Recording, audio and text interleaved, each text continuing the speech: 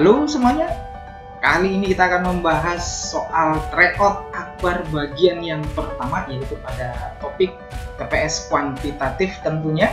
Ini ada sekitar 20 soal.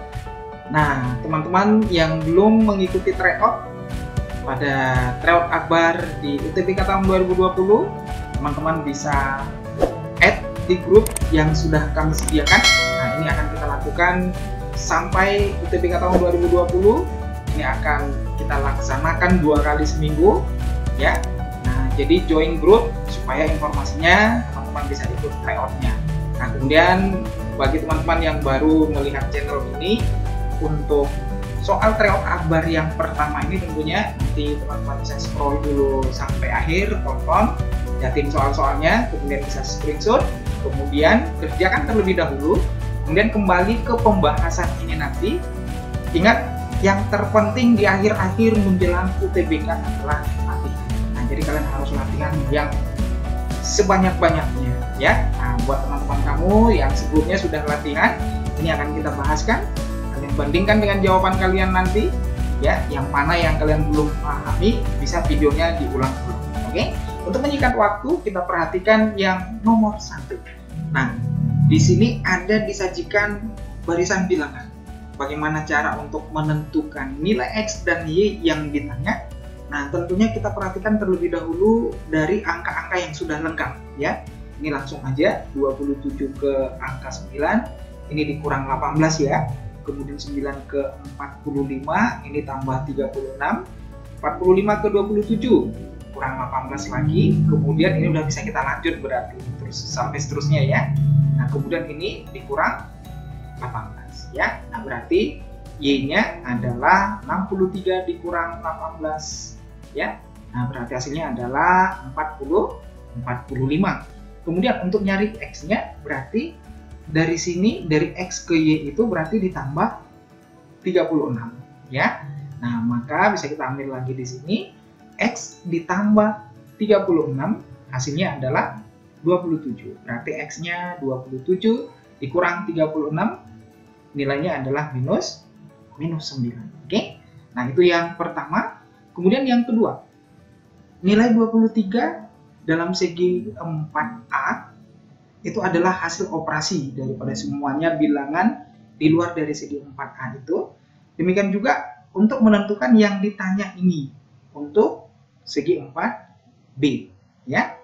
Nah, ini juga teman-teman coba-coba ini angkanya ya, dioperasikan dengan penjumlahan, perkalian, bagi-bagi, atau bahkan ada juga yang bentuknya jadinya kuadrat ya. Nah, ini kalau kita lihat dari kotaknya si A, angka 23 itu ini diperoleh dari atas kali bawah ya, 5 kali 7, kemudian dikurang samping ya, dikalikan juga 4 kali 3 ya kan. Nah, yaitu 35 dikurang 12, benar ya, jawabnya 23. Nah, kalau untuk segi 4 yang B, ini juga seperti itu, kita berlakukan berarti yang ditanya adalah 8 kali 5 dikurang dengan 4 kali 6, 24. Nah, berarti hasilnya adalah 16. Pilihannya yang B. Kemudian yang berikut nomor 3, pada segitiga ini ya, ini tipe soal ya, pilihan 1 2 dibandingkan kecukupan data seperti ini. Nah, diketahui katanya AC nilainya sama dengan 7. Nah, kemudian DC ini adalah garis tinggi. Untuk yang pertama disebutkan bahwa ya, apakah cukup untuk pilihan yang pertama ini datanya dipakai untuk mencari CD. Oke? Nah, jadi coba kita isi angkanya. WC-nya itu diketahui 5. Oke, apakah dengan 2 unsur ini bisa kita cari CD-nya? Ya. Nah, tentunya untuk kecukupan data seperti ini, rumus harus teman-teman pahami ya. Rumusnya harus diketahui. Nah, yang pertama coba kita pakai rumus Pythagoras ya, rumus Pythagoras. Nah, rumus Pythagoras ini kita pakai untuk mencari AB. Berarti AB-nya dapat ya, ketemu ya AB-nya kan, yaitu AB kuadrat sama dengan AC kuadrat ditambah dengan BC kuadrat. Nah, kemudian setelah kita temukan panjang AB-nya, bisa nggak kita tentukan CD? Nah, kalau tahu rumusnya jawabnya bisa, berarti ini udah bisa langsung kita pastikan bahwa BC sama dengan 5 itu udah cukup datanya untuk menjawab pertanyaan, yaitu untuk mencari panjang CD-nya. Ya, apa rumusnya coba? Kalau hafal rumusnya seperti yang saya bilang tadi, pasti langsung diponis cukup gitu ya. Yaitu rumusnya itu ada cara cepatnya sebenarnya ini. Ini ada di video saya yang sebelumnya, cara-cara cepat pada kesebangunan dan bidang datar ya. Nah, bisa lihat nanti di video. Nah, kemudian di sini kalau kita cari CD-nya, cara cepatnya tadi, ini cukup kalikan sisi siku-siku AC dikali dengan sisi miring S. Kalikan sisi siku-siku AC dengan CB dibagi dengan sisi miring ya, AB. Nah, itulah CD-nya nanti ya. Kita temukan panjang CD-nya. Nah, kemudian yang kedua disebutkan, jadi anggap dulu yang pertama ini nggak ada hubungannya dengan yang kedua, ya kan? Nah, kemudian yang kedua disebutkan bahwa BD-nya sama dengan 3. Mana itu BD? BD-nya 3 di sini. Nah, diketahui dua unsur ini. Apakah bisa kita cari nanti panjang yang ini? Nah, itu pertanyaannya di soal. Ya, untuk kecukupan data yang kedua. Ya kan? Nah, jadi panjang BD-nya diketahui, maka nanti panjang AD-nya bisa diketahui. Ya kan? Nah, gimana cara untuk mendapatkan panjang AD? Nah, ini lagi rumusnya yang harus teman-teman kuasai, berarti AC kuadrat, ini rumusnya adalah AD dikali dengan AB. Nah, ini dari konsep kesebangunan sebenarnya ya. Nah, ini tinggal hafalkan saja daripada kita turunkan rumusnya nanti panjangnya. Nah, jadi ini dari rumus kesebangunan. Nah, dengan demikian kalau sudah diketahui tadi AC ini udah diketahui, kemudian diketahui lagi DB-nya, ini kan nanti tinggal kita misalkan dapat ya nilai X-nya kan. Nah, dapat nilai X. Nah, sehingga dapat lagi nilai A ke B. Kalau udah dapat nilai A ke B, berarti ini bisa kita dapat lagi. Pakai rumus Pitagoras tentunya kan. Nah, rumus Pitagoras yang ini tadi. Nah, baru nanti dapatlah CD-nya. Nah, berarti ini aja cukup. Ini aja juga cukup. Berarti pilihannya yang mana? A disebutkan satu saja cukup untuk menjawab pertanyaan, tetapi pertanyaan 2 saja tidak cukup. Salah. Pernyataan 2 saja cukup. Nah, sebaliknya dari yang A ya. 2 pernyataan bersama-sama. Yang C. Enggak, 1 aja cukup tadi. Pernyataan 1 saja cukup untuk menjawab pertanyaan, dan pernyataan 2 saja juga cukup. Jadi pilihannya adalah yang D. Ya kan? Nah, oke, kita lanjut lagi yang keempat. Bilangan prima P dan Q berbeda. Ya, lebih kecil dari 12. Nah, berapakah selisih antara P dan Q? Tidak habis dibagi 4, ya. P dan Q tidak habis dibagi 4. Maka nilai P tambah Q yang mungkin adalah berapa? Ya, nah kira-kira seperti itu pertanyaannya. Nah, jadi kita munculkan dulu bahwa nilai dari P dan Q itu himpunannya adalah himpunan bilangan prima, ya. P dan Q-nya, ya.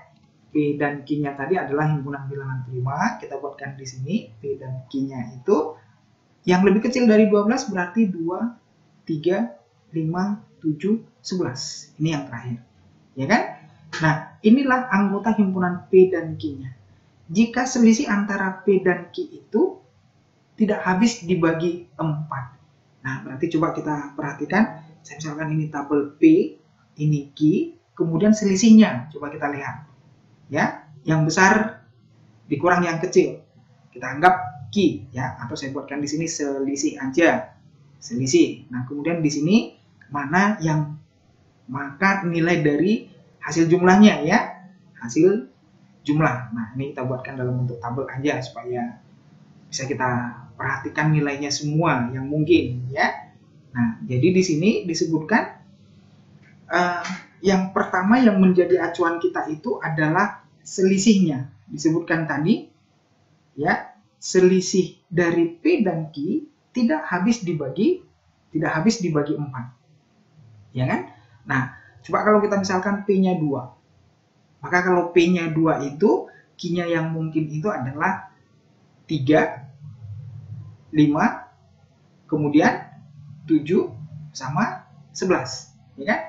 Nah, kalau ini angka Q-nya, maka kita kurangkan coba. Selisihnya ini berapa? Selisihnya adalah 1, selisihnya 3, selisihnya 5, selisihnya berapa ini? 9, kan? Nah, ini habis dibagi 4 kah?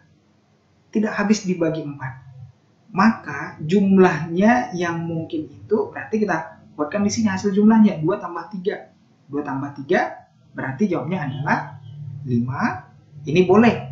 Kemudian 2 tambah 5, 7 boleh. 2 tambah 7, 9 boleh. 2 tambah 11, 2 tambah 11 boleh nggak? Ya, 2 tambah 11 berarti boleh ya, 13. Gitu. Nah, 7 ada di jawaban. Berarti 7 benar. Ya, 9 ada di jawaban. 9 ada di jawaban. Ya kan? Nah, berarti yang mungkin nilai P tambah Q itu bisa 7, bisa 9. Masih adakah yang lain? Masih ya tentunya ya, karena P-nya kan yang kita coba itu masih angka 2. Nah, coba kalau kita ganti P-nya angka 3 ya.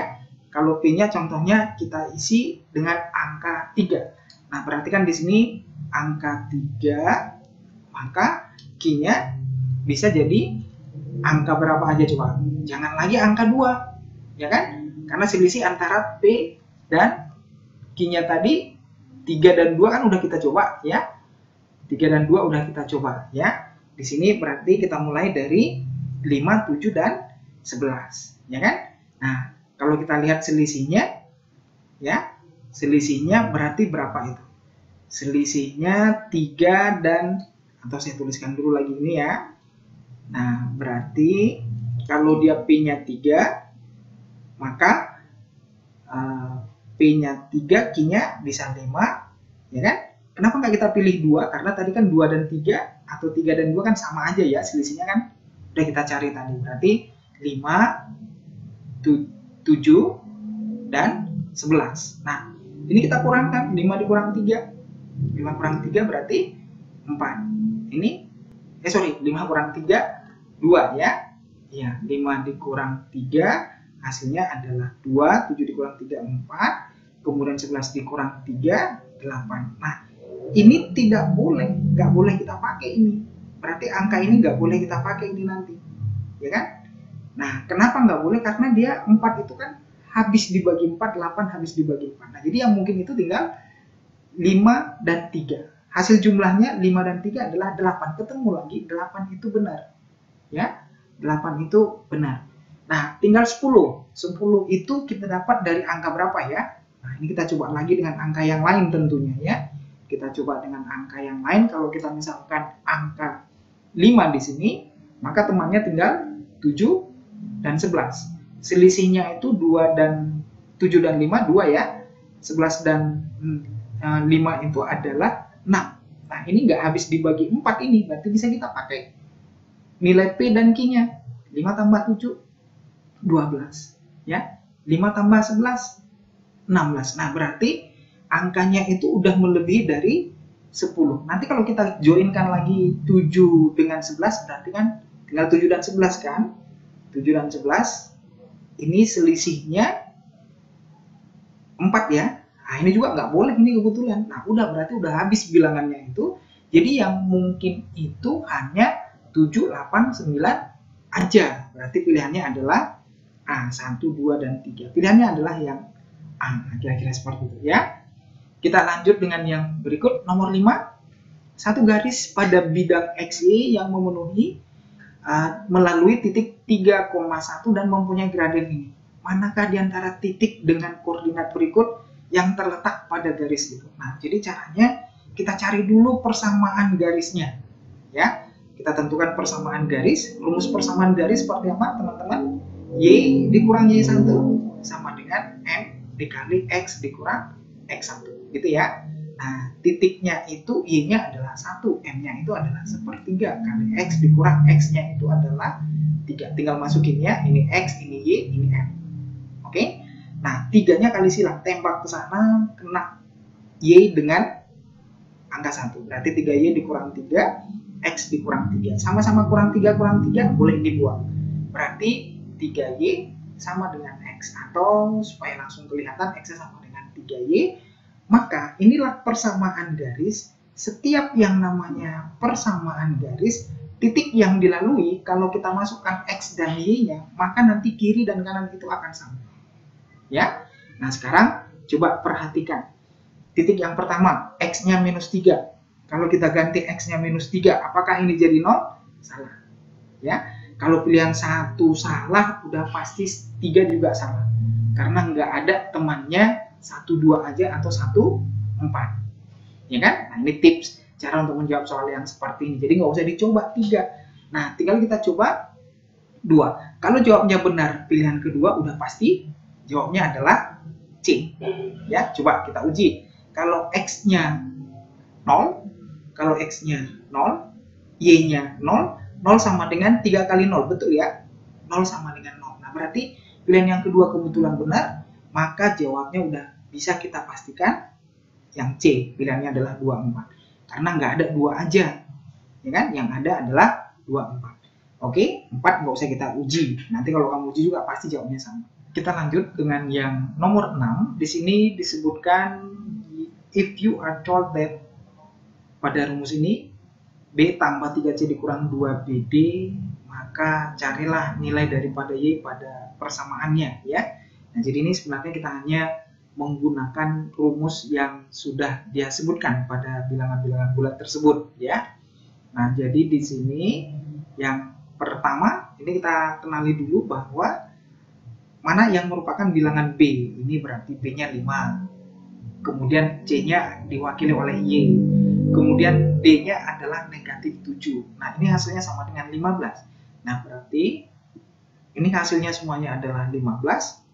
Ini sama dengan B. B-nya adalah 5. Kemudian tambah 3C. Berarti Y, 3Y dikurang 2 dikali B. B-nya tadi 5. Kemudian dikali dengan D, negatif 7. Ya. Nah, berarti 15 sama dengan 5 ditambah 3Y. Kemudian ini tambah 70 jadinya, ya. Nah, berarti 3Y sama dengan di sana udah menunggu 15.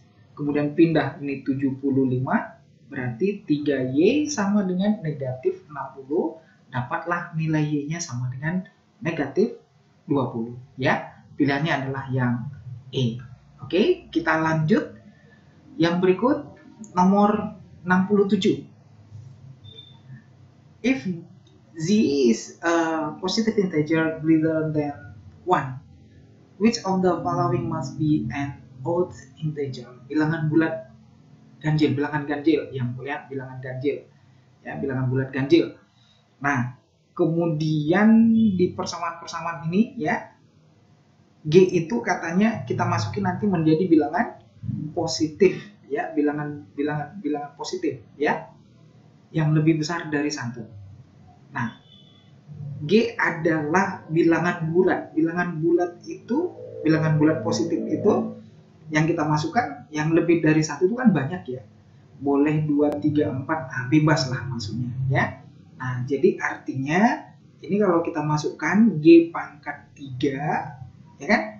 Nah, ini masih bisa ganjil dan genap, masih bisa ganjil dan genap. Nah, jadi kalau ganjil ditambah dikurang 1, ya hasilnya genap. Tapi kalau genap dikurang 1 hasilnya ganjil. Jadi ini belum bisa kita pastikan dia merupakan bilangan odd. Ganjil tadi, ya, merupakan bilangan ganjil. Mana yang merupakan bilangan ganjil? Itu pertanyaannya tadi. Nah, kemudian kalau di sini kita misalkan dia G-nya itu adalah bilangan ganjil. G-nya adalah bilangan ganjil. Maka hasilnya apa? Kalau kita masukkan ke rumus, ganjil pangkat 3, ya ganjil. Dikurang, kenapa? Ganjil pangkat 2, ya. Ganjil pangkat 2 berarti hasilnya tetap ganjil, ya. Ganjil dikurang ganjil, genap. Ya kan? Nah, kemudian kalau ganjil, ya, kita anggap G-nya tadi adalah bilangan yang kedua. Kan bisa aja ganjil, bisa genap, ya. Genap pangkat 3, genap. Ya kan? Nah, kemudian genap pangkat 2 hasilnya genap, udah pasti genap ya. Genap dikurang genap berarti hasilnya genap, ya kan? Nah ini lagi satu ditambah dengan ini G pangkat 3 tadi bisa ganjil, bisa genap. Nah hasilnya pun berarti bisa ganjil dan genap. 1 tambah ganjil genap, 1 tambah genap ganjil jadinya, ya kan? Nah kemudian yang D ini di operasi bilangan bulatnya kita sederhanakan dulu. Nah berarti 3-nya dikeluarkan yang di atas sehingga G dikurang 1 kan boleh dibagi G kurang 1 ini bisa dicoret, maka tinggal 3 itu adalah bilangan ganjil kebetulan, maka jawabnya yang menjadi bilangan ganjil langsung pilihan yang D ya. Oke, kita lanjut yang nomor 68. Kecepatan sebuah kereta api 50 lebih cepat dibandingkan dengan kecepatan sebuah bis ya. Kemudian dari kota A ke kota B maksudnya jaraknya 75 km. Kemudian disebutkan kereta api nanti berhenti di stasiun antara A dan B itu 12,5 menit, ya kan? Nah, kemudian disebutkan tadi bahwa kedua moda transportasi tersebut ini yang paling penting berangkat dan sampai pada waktu yang sama. Ya, berangkat dan sampai atau tibanya itu pada waktu yang sama. Kemudian yang ditanya itu adalah kecepatan bisnya. Nah, di sini kita ambil pemisalan ya untuk yang namanya bis. Kalau seperti ini soalnya ya bisnya dulu yang kita misalkan ya. Nah, kecepatannya saya misalkan V ya. Kemudian waktu tempuhnya itu sama dengan T ya. Nah, kemudian yang kedua ada kereta api. Nah, kecepatannya jadinya apa? Kecepatannya itu 50% lebih cepat. Nah, ini di video-video saya yang sebelumnya tentang persen-persen ini seperti ini ada cara cepatnya juga ya. Nah, nanti teman-teman bisa tonton di sana. Kalau dikatakan 50% lebihnya berarti ini langsung 1,5 dari yang dilebihin ya, kecepatan semula. Nah, berarti 1,5 V. Kemudian waktunya itu dia istirahat 12,5 ya. Nah, jadi dari waktu bis berjalan T dikurang dia istirahat. Itulah namanya perjalanan menempuh jarak A ke B. Ya kan? Nah, karena kalau istirahat kan nggak terhitung dia melaju. Berarti dikurang dengan 12,5 per 60 jam. Nah, berarti ini sama dengan T dikurang 1/4 ya. T dikurang 1/4. Nah, kemudian yang berikut jaraknya itu jarak tempuhnya mereka itu sama ya. Jaraknya sama yaitu 75 km. Nah, ingat rumusnya JKW ya, JKW jarak kecepatan kali waktu. Nah, ini di waktu, jarak dan kecepatan cara-cara cepat untuk menghitungnya ya. Nah, jadi jaraknya itu kan jarak si kereta api lah kita misalkan sama dengan jarak tempuh oleh bis. Nah, jarak itu kecepatan kali waktu. Langsung aja kita masukkan rumusnya. Kecepatan kali waktu V dikali T. V kali T. Ya kan, ini sama dengan 1/2 ini. Bilangan pecahannya kita buat menjadi 3/2 V. Berarti 3/2 V dikali dengan T dikurang 1/4. Ya. Nah, berarti VT ya sama dengan 3/2 dikali VT, dikalikan lagi ke dalam ya. Nah, kemudian dikali dengan 3/8 V. Ya. Nah, kemudian ini kita pindah ruas ini ya. Kalau pindah ruas yang positif, yang negatif ini pindah ke sana. Saya buat berarti jadinya 3/8 V sama dengan 3/2 VT dikurang dengan VT. Ya, dikurang VT. Nah, berarti ini jadinya 3/8 V ini sama dengan 3/2 dikurang ini 1/2 kan? Nah, jadinya 1/2 VT. Sorry, 3/2 dikurang 1 berarti jadinya 1/2. V-nya kita coret. Nah, berarti ini juga 8, ini bisa dicoret dengan 2, ditinggal 4. Nah, maka T-nya itu adalah 3/4 jam. Ya, satuannya udah kita ubah ke jam tadi. Nah, kemudian pertanyaannya di soal tadi apa? Pertanyaannya adalah jarak, ya kan? Nah, pertanyaannya adalah kecepatan bis. Maka V dikali T kita tahu tadi untuk bis sama dengan 75. Masukin ke rumusnya ini tadi kan, V kali T sama dengan jaraknya si bis 75. Sedangkan T-nya udah dapat, maka V dikali 3/4 sama dengan 75. 3-nya dengan 75 jadi 25. Maka V-nya adalah 4 kali 25 kali silang ya. Nah, berarti jawabnya adalah 100 km per jam. Pilihannya yang A. Oke. Kita lanjut yang berikut nomor 9. Diketahui bahwa fungsi f(x) sama dengan 2x. Apa pengertian f(x) ini? Ya. Apa pengertian dari f(x) ya? Nah, ini kita kerjakan terlebih dahulu. f(x) itu artinya sama dengan f(2x) karena f(x) udah diketahui. Nah, f(2x) ini artinya apa? Ke f ganti lagi x-nya 2x. Berarti hasilnya sama dengan 2 kali 2x. Maka hasilnya adalah 4x. Nah, disebutkan di soal yang kita cari ini tadi adalah x ditambah 1. Maka 4x dikurang x sama dengan 1. 3x sama dengan 1x-nya adalah 1/3. Ya, pilihannya adalah yang A. Lanjut, yang berikut yang nomor 70. Median 7 bilangan, ya, median daripada 7 bilangan, ya. Nah, disebutkan di sini mediannya adalah x gitu ya. Nah, kemudian pertanyaannya adalah lihat kecukupan data, P kuantitas data ya, P sama Q akan kita bandingkan ya. Nah, ingat yang pertama konsepnya, kalau kita mencari median, data itu harus terurut terlebih dahulu. Yang paling kecil adalah 4 tentunya, 5, kemudian angka 11, kemudian karena datanya ada berapa ini? 7 ya. Nah, berarti di tengah-tengah itu urutan yang keempat, median, yaitu X. Ya kan? Nah, kemudian lanjut 16, kemudian berapa lagi? 19 dan 22. 22 ya. Nah, kemudian kita cari rata-rata. Q sama dengan rata-rata. Nilainya sama dengan ini, kita jumlahkan semua ya. Kita jumlahkan ini 20 ditambah X ditambah ini berapa nih? 30, 57 ya. 50 berapa nih? Ini 35 ya, 57 ya. Nah, kemudian dibagi dengan 7 ya. Atau nilainya ini sama dengan 77 ditambah dengan X per 7. Atau 77/7 ditambah X per 7. Oke? Nah, itulah rata-ratanya. Yang pertama, kita cari rata-ratanya. Kemudian yang kedua, kita cari yang disebutkan tadi di soal. Ya, nilai daripada X itu akan kita bandingkan dengan rata-rata. Ya, X itu berapakah? X itu ingat tadi untuk yang namanya statistika data tunggal seperti ini kan harus terurut.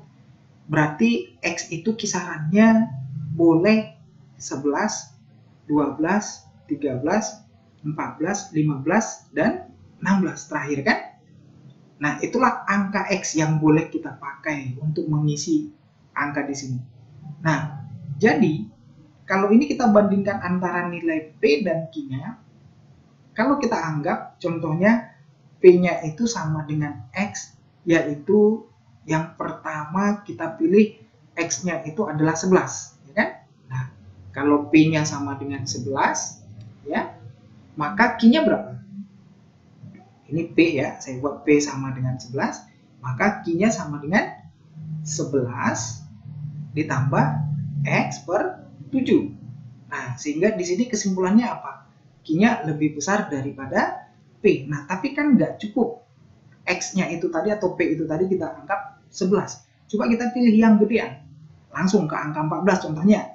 P sama dengan 14. Maka Q-nya sama dengan berapa itu? 11 ditambah 14 per 7. Ya kan? Nah, berarti ini adalah 12. 14 per 7, 2. Jadi 11 tambah 2, 13 ya. Nah, ternyata di sini P-nya yang malah lebih besar dari Q. Nah, dengan demikian kesimpulannya apa? Nggak bisa kita tetapkan mana yang lebih besar hanya dengan menggunakan informasi ini. Ya, nah itu maksudnya. Oke, kita lanjut dengan yang nomor 71. Sebuah kelas berisi 40 siswa. Disebutkan di sini 75% dari siswa itu adalah laki-laki, berarti dari 40 orang siswanya.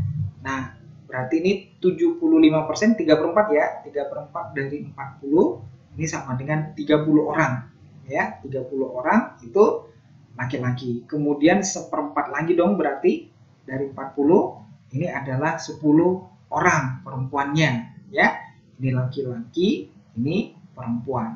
Nah, kemudian disebutkan lagi di soal bahwa ada 40% siswa yang suka matematika ya. Nah, jadi yang suka matematika ini ada 40%, berarti 40 per 100 dikali 40 anak tadi seluruhnya. Ya, itu tinggal ini coret ya. Dicoret lagi nih, maka tinggal 16. Nah, kemudian disebutkan lagi bahwa 16 orang yang suka matematik itu perempuannya 25%. Nah, ini ada dikasih tahu di soal kan. Nah, 25% itu 1/4 dari 16 dong. Ya kan? Nah, ini sama dengan 4 orang. 4 orang lah wanita yang suka matematika. Nah, tadi 16 orang yang suka matematik. Maka ada 4 orang yang suka dari wanita, berarti tinggal 12 yang laki-laki. Ya, 12 orang lagi yang laki-laki. Nah, kemudian kalau kita lihat tadi totalnya yang laki-laki itu ada 30 orang, terdiri dari 12 suka matematika, pertanyaan yang tidak suka. Berarti 30 dikurang 12, ini tidak suka matematika. Ya, jawabnya adalah 18. Oke, kita lanjut lagi yang nomor 12. Penyelesaian dari pertidaksamaan. Nah, ini di topik-topik yang sebelumnya juga pertidaksamaan bentuk mutlak itu ada 3 rumus baku. Nah, itu bisa kita pakai untuk mencari ini, dihafalkan saja langsung. Yaitu kalau dia bentuknya mutlak kiri, mutlak kanan, lambangnya kecil, maka langsung ambil hasil jumlahnya dulu, kalikan dengan hasil kurangnya. Pertidaksamaannya kecil, ya langsung aja kecil dari 0. Ya, nah maksudnya gini, ayo dijumlahkan 2x tambah x ya, atau langsung saya tulis dulu 2x tambah 1, kemudian tambah dengan x tambah 2, udah, kemudian dikali dengan hasil kurangnya apa? 2x tambah 1 dikurang dengan x ditambah 2 berarti dikurang 2. Nah, hati-hati penulisannya ya, kecil dari 0. Nah, kemudian 2x tambah x itu berarti jadinya 3x tambah 3. Kemudian tinggal x dikurang 1, kecil dari 0. Ini angka 3-nya bisa dikeluarin lagi. Kemudian ini tinggal x tambah 1 dikali x dikurang 1, kecil dari 0. Nah, ingat, kalau dia pertidaksamaan kecil, nah itu ada lagi di video-video yang sebelumnya cara-cara cepat seperti ini. Teman-teman hafalin dan ikutin semuanya videonya, supaya cara-cara cepat ini bisa kalian gunakan sehingga menjawabnya lebih cepat ya. Nah, kalau kecil jawabnya antara x terletak di antara negatif 1 sampai 1. Kalau seandainya ini pertidaksamaannya lambang besar, jawabnya atau. Ya, bisa dilihat di video yang sebelumnya. Nah, jadi jawabnya adalah minus 1 sampai dengan 1. Pilihannya yang B. Lanjut dengan nomor 73. Bentuk sederhana dari x berpangkat ini ya.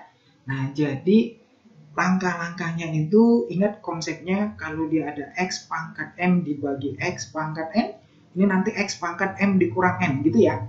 Nah, ini yang pertama. Kemudian yang kedua, kalau x pangkat m dikali dengan x pangkat n, nanti hasilnya adalah x pangkat m tambah n gitu. Ya. Nah, jadi bentuk ini adalah x pangkat. Kalau bagi jadi kurang, berarti pangkatnya b dikurang c. Kemudian dikali karena berpangkat lagi ya. Ada lagi yang ketiga nih yang belum saya tuliskan, x pangkat m pangkat n. Ini nanti jadinya x pangkat kali kan.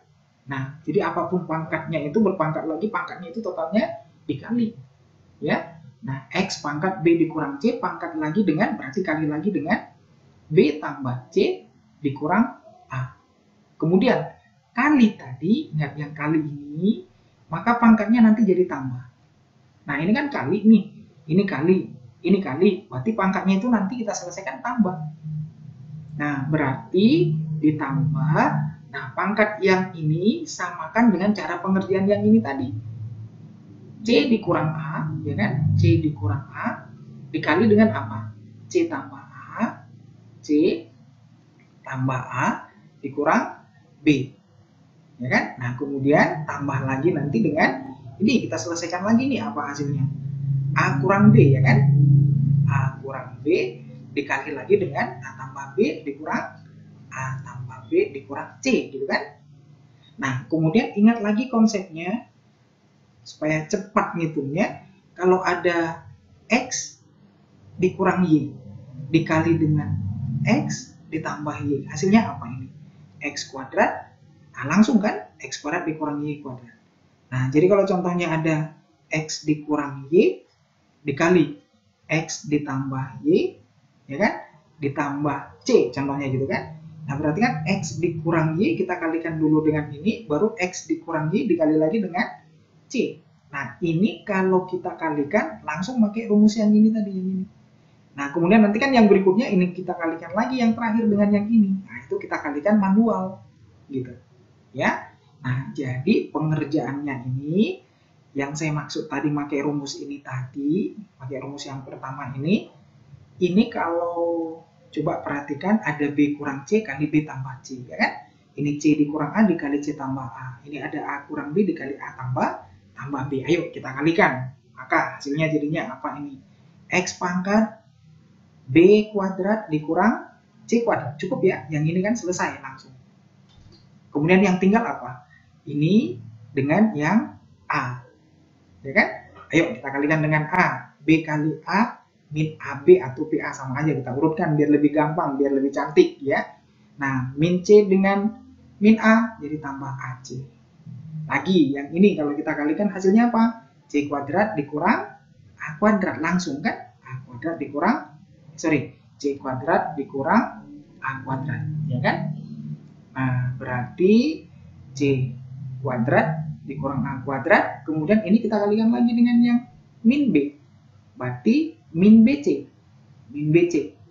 kemudian min A dikali B, min B, berarti jadi AB positif. Kemudian tambah ini lagi, A dikali A kuadrat dikurang B kuadrat, ya kan? A dikali min C, ini tadi min C ya, ini min C ini, berarti saya buatkan di bawah aja ya, gak muat nih kebetulan. Ini semuanya adalah pangkatnya si X. Nah, berarti min AC, gitu, ya kan? A dikali min C, min B dikali min C, berarti plus BC. Nah, coba kita perhatikan ini B kuadrat dengan min B kuadrat ada bisa dicoret. C kuadrat dengan min C kuadrat ada bisa dicoret. Ya kan? Nah, ini A kuadrat dengan A kuadrat ini dicoret karena min ya. Kemudian min AB dengan AB habis lagi, AC dengan A habis ternyata semuanya ya. Nah, jadi tinggal apa coba? X pangkat 0. X pangkat 0 apapun dipangkatin dengan 0, hasilnya adalah 1. Nah, kira-kira seperti itu ya. Nah, itu yang ditanyakan di sini. Kita lanjut dengan yang berikut nomor 74 maksudnya. Ratna menabung di bank A dalam X tahun ya. Ratna menabung di bank A dalam X tahun. Nah, uangnya menjadi M. Nah, Wati juga menabung di bank A dalam X tahun juga. Ya, uangnya menjadi 3 kali uang Ratna. Jika tabungan awal Wati sebesar 2.700.000, maka Bank A menerapkan sistem bunga majemuk. Tabungan awal Ratna itu tadi berapa? Nah, sekarang kita lihat satu-satu dulu. Yang pertama dari rumus ya. Nah, rumusnya tadi kalau yang namanya bunga akhir ya, PT saya misalkan ya, uang akhirnya PT tabungan akhir lah ya. Nah, dengan konsep bunga majemuk berarti ini jadinya P0 dikali 1 tambah I kemudian pangkat N. Nah, dari rumus ini ayo kita masukkan yang diketahui untuk yang pertama itu si Ratna, ya, untuk Ratna dulu. Ayo. Nah, berarti M, uangnya kan menjadi M, menjadi sebesar M. Ini sama dengan M0, saya misalkan mula-mula, kemudian dikali dengan 1 ditambah I, nah kita anggap aja lagi ini, kemudian pangkatnya X, ya kan? Nah, inilah M-nya mula-mula, inilah uangnya sekarang. Kemudian Wati ikutan, ya kan? Nah, Wati itu ikutan. Nah, Wati itu kita misalkan W aja deh uangnya setelah ditabung dalam jangka waktu X tadi ya. Nah, mula-mula kan dia buat berapa? 2.700.000. 2.700.000. Nah, kemudian 1 ditambah I, baru pangkat lagi dengan X. Ya kan? Nah, dari sini teman-teman ada 2 persamaan sebenarnya. Ini kan, ini persamaan 1, ini persamaan yang kedua. Maka ini saya ambil variabelnya yang mereka sama punya. Mereka punya sama-sama nih, ya kan? Nah, ayo kita ambil dari persamaan yang pertama. Maka 1 ditambah I pangkat X ini sama dengan M per M0, ya kan? M per M0. Nah, katanya uang Wati itu menjadi 3 kali dari uang Ratna, ya kan? Nah, 3 kali M, ya kan? Ini sama dengan 2 dikali 2.700.000 dikali yang ini tadi, ya kan? Ini kita isi ayo, kita masukin ini angkanya, ya kan? Yaitu M per M0. Maka M, ini saya ganti M per M0, ya kan? Nah, kemudian ini kan coret ini, ya kan? Nah, ini kan kali silang ya. M0-nya kan pindah ke sini ya. Kalau matematik kan gitu, yang penyebut di sini pindah ke sana di seberang sama dengan menjadi pembilang di atas jadinya kan. Nah, berarti ini 2.700.000 tadi dibagi dengan angka 3 berapa itu? 900.000. Nah, kira-kira seperti itu ya.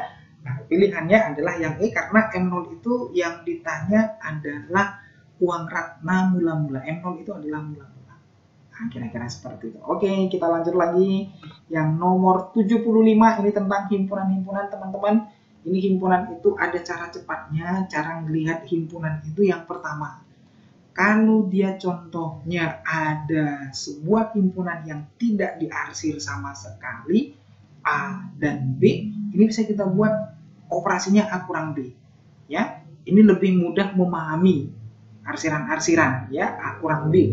Dan A kurang B ini akan sama dengan A kurang B itu akan sama dengan A iris B komplement. Nah, jadi kalau nggak ada A kurang B sama aja dengan A iris B komplement. Nah, kemudian yang kedua, teman-teman tentunya tahu kalau diarsir semuanya pasti A gabung B, ya kan? Nah, jadi dari sini apa coba? Apa yang dibuang? Yang dibuang C, ya kan?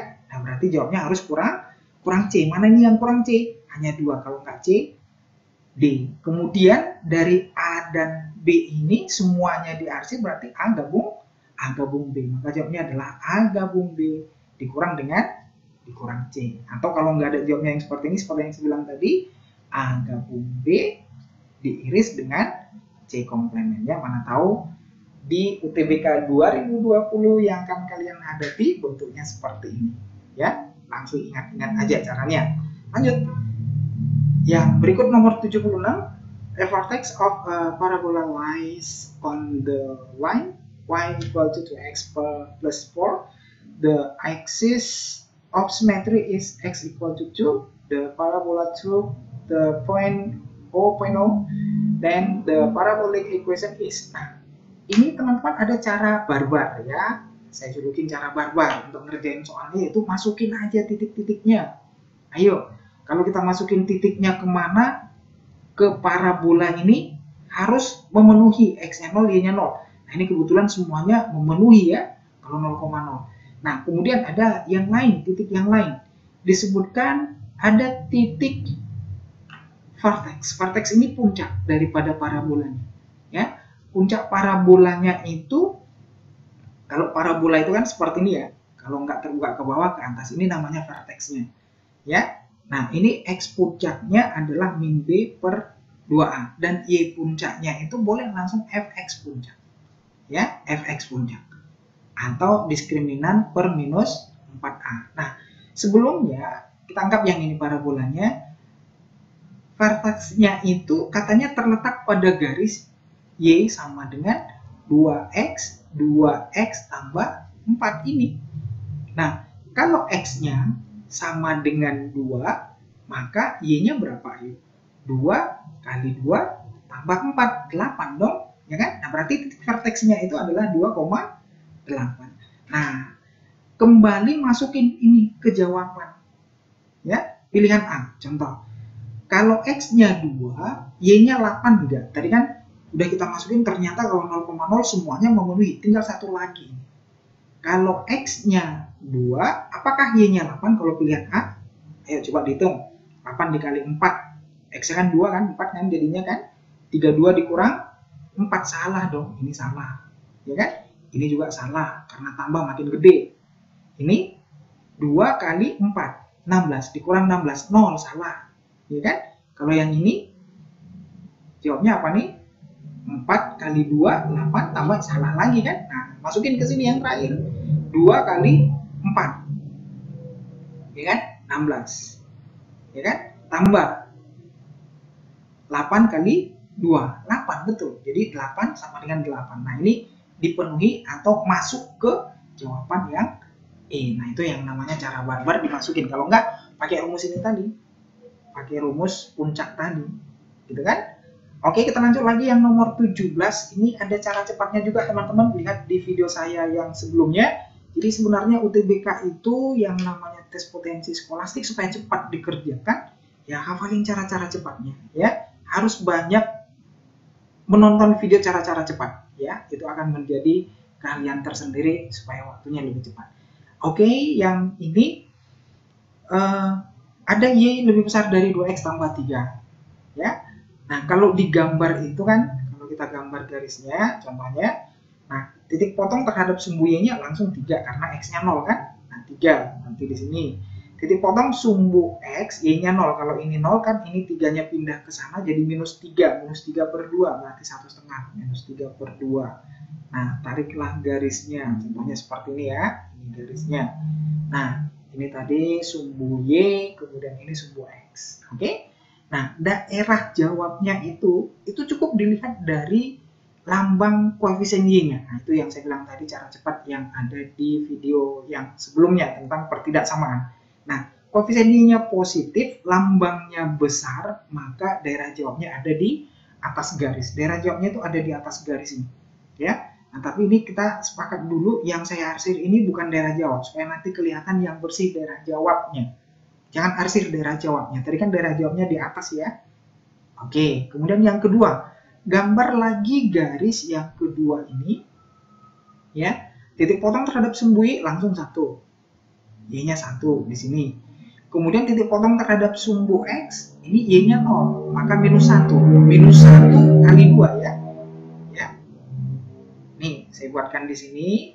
Kalau Y-nya sama dengan 0, maka 0 sama dengan minus setengah X ditambah 1. Berarti setengah X sama dengan 1, dapatlah X-nya sama dengan 2. Dapatlah X-nya 2, inilah gambar garisnya. Makanya gambar garis ini semuanya seperti ini bentuknya.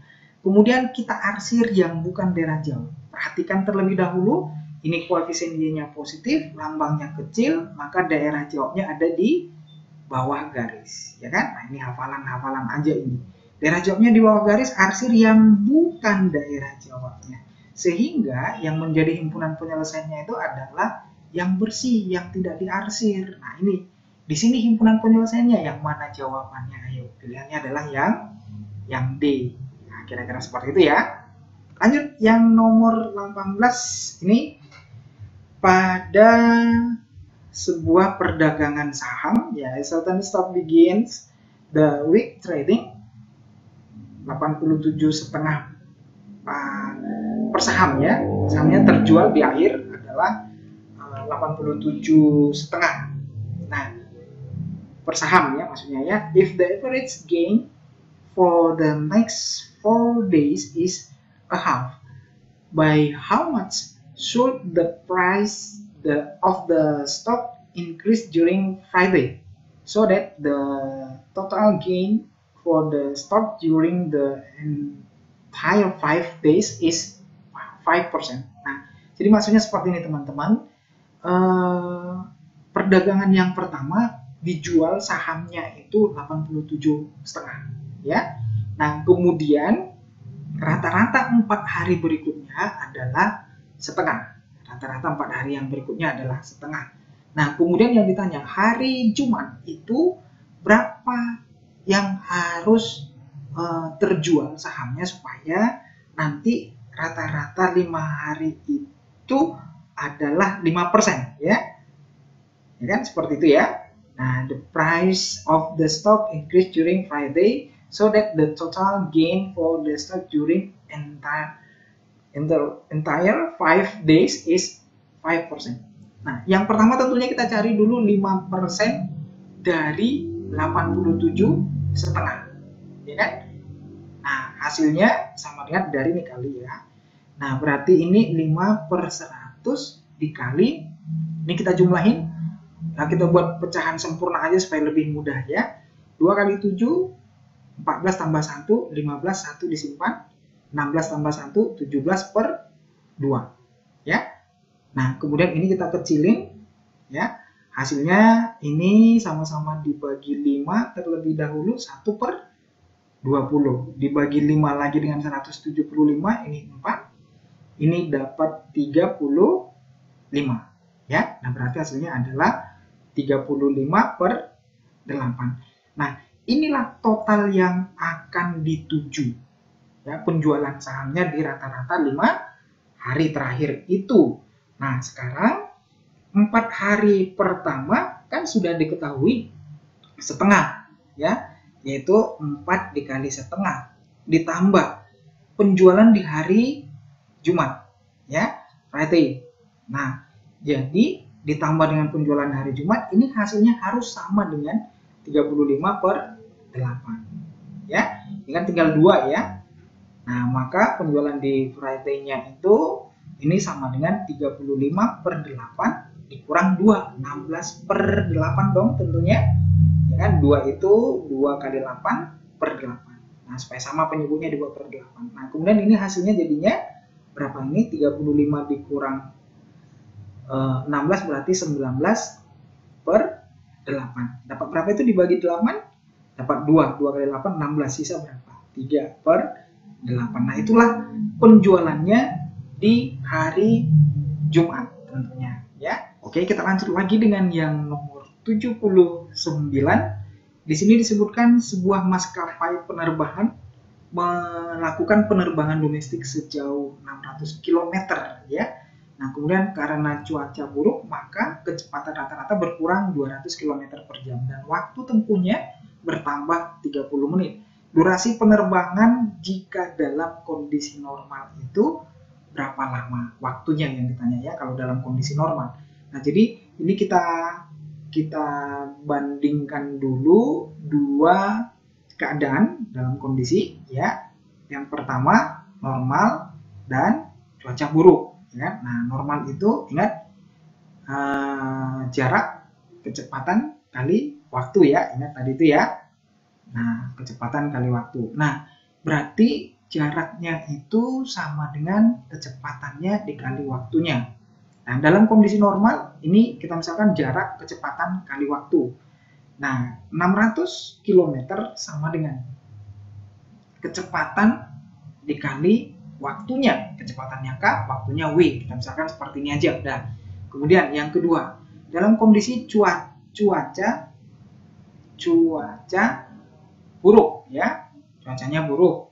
Nah, maka di sini disebutkan kecepatannya menjadi apa? Kecepatannya menjadi kecepatan awal ini tadi ya, kecepatan awal dikurang 200 ya kan? Dikurang 200 km. Nah, awalnya tadi contohnya 600 ya, berkurang jadinya 200 ya. Pokoknya dikurang dengan 200. Kita nggak tahu berapa kecepatan awal kalau dia kondisinya normal. Nah, kemudian demikian juga waktunya. Ya kan? Waktunya itu, waktu awalnya itu W ya. waktunya W, kemudian bertambah dong waktunya kan, bertambah 30 menit, satuannya dalam bentuk jam kita ubah ke jam, berarti ditambah setengah ya. Nah kemudian pertanyaannya ya, kalau untuk cuaca buruk jarak itu ya rumusnya sama, kecepatan kali waktunya ya, kecepatan kali waktunya. Nah jaraknya itu berubah enggak dong ya kan. Nah berarti tetap 600 ya kan, 600 km. Nah 600 km itu berarti kita samakan dengan 600 km juga dalam kondisi buruk atau normal cuacanya ya. Nah berarti kita samakan persamaannya, boleh kita ambil K dikali W dalam kondisi normal dan K dikurang 200 dikali lagi dengan W ditambah setengah ya kan. Nah ini tinggal kita kalikan sesuai dengan konsep distributif ya. KW ini sama dengan K dikali W, ini kalikan ini, kemudian ini kalikan ini tentunya. Nah berarti tambah setengah K, kemudian dikurang 200W, kemudian kita kalikan lagi, dikurang 100 dong ya kan. Negatif 200 dikali dengan setengah ya. Nah berarti KW dikurang KW ini kalau kita pindah ke sana kan sama ya. Nah berarti bisa saya ambil di sini, ini aja dulu ya, setengah K ya, ini sama dengan pindahkan yang negatif itu ke sana semuanya, berarti 200W ditambah 100. Kita hilangkan per 2 nya kali 2, maka K sama dengan 400W ya, 400W dikali dengan ditambah dengan 200. Nah inilah nilai K-nya ya kan, kecepatannya. Yang ditanyakan waktunya. Nah berarti kita masukkan lagi ke rumus, K dikali W tadi adalah 600 ya kan. Nah K-nya itu kita isi 400W, 400W ditambah dengan 200 ya kan, itu ganti K-nya maksudnya, dikali lagi dengan W, hasilnya adalah 600 ya. Nah kalau seperti ini matematik, ini sebenarnya ratusnya itu bisa dicoret ini, bagi 100 bagi 100 bagi 100, asal semuanya dicoret ya, nggak boleh sebagian aja. Nah berarti ini jadinya 4W dikali W, 4W dikali W, 4W kuadrat ya kan. Nah kemudian ini tinggal 2W sama dengan tinggal 6 ya kan. Nah kita lanjut sini ya, sama-sama dibagi 2 lagi boleh, 2W kuadrat ditambah W dikurang 3 sama dengan 0 ya kan. Ini 6 nya kan bagi 2 3, pindah langsung. Nah kemudian ini kita faktorkan, 2W dikali dengan ya 2W, kemudian ini saya buatkan gini dulu supaya mudah, ini sama dengan 0, hasil kalinya adalah minus 3, berarti minus 3 kali 1 gitu kan.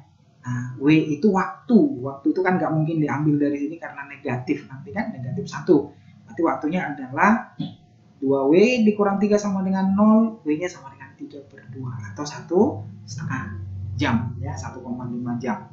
Pilihannya adalah yang B. Oke.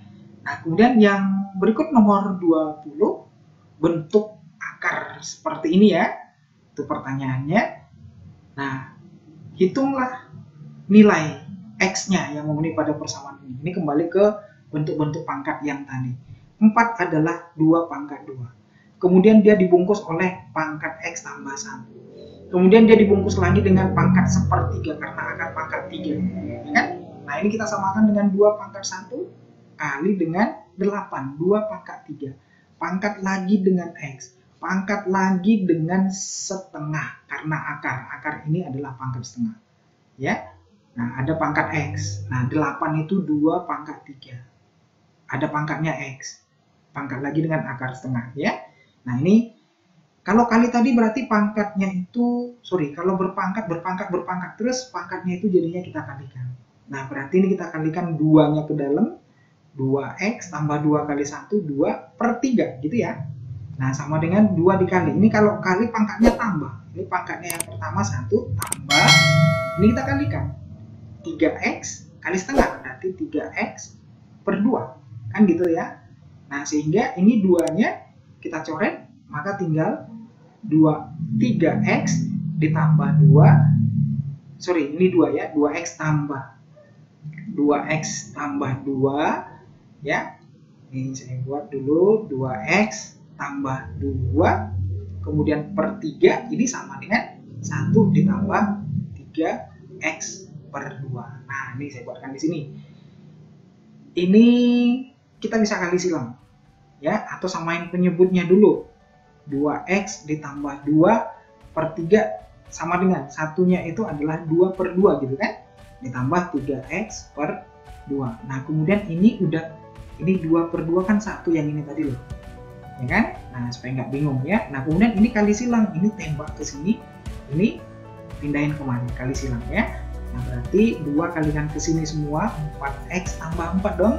3 kalikan ke sana semuanya, 6 ditambah 9x, ya kan? Nah, berarti 4 dikurang 6 sama dengan 9x dikurang 4x. Berarti 5x itu minus 2, dan x-nya adalah minus 2 per 5. Pilihannya adalah minus 2 per 5, opsinya yang E. Oke? Nah, yang saya pesankan di sini teman-teman, kalian harus perhatikan bahwa tidak semua soal itu bisa dikerjakan dengan cara cepat.